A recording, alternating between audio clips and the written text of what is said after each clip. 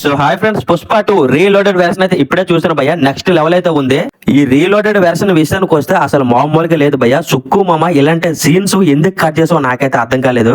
సుకుమార్ గారు అయితే ఈ పుష్ప 2 మూవీలో ఎక్సలెంట్ సీన్స్ అయితే డిలీట్ చేసి పడతాడు భయ్య. నెక్స్ట్ లెవెల్ సీన్స్ భయ్య ఈ రీలోడెడ్ వెర్షన్ లో యాడ్ చేశారు భయ్య. మీరు ఇప్పుడు దాకా ఈ రీలోడెడ్ వెర్షన్ చూడనట్టయితే మీ దగ్గరలో ఉన్న థియేటర్ కి వెళ్ళి చూసేయండి భయ్య. నెక్స్ట్ లెవెల్ అయితే ఉంది. మీరు పెట్టిన ప్రతి రూపాయి కూడా మూవీ అయితే న్యాయం అయితే చేస్తుంది భయ్య. టికెట్స్ కూడా పెద్ద కాస్ట్ ఏం కాదు, 100 రూపీస్ అని.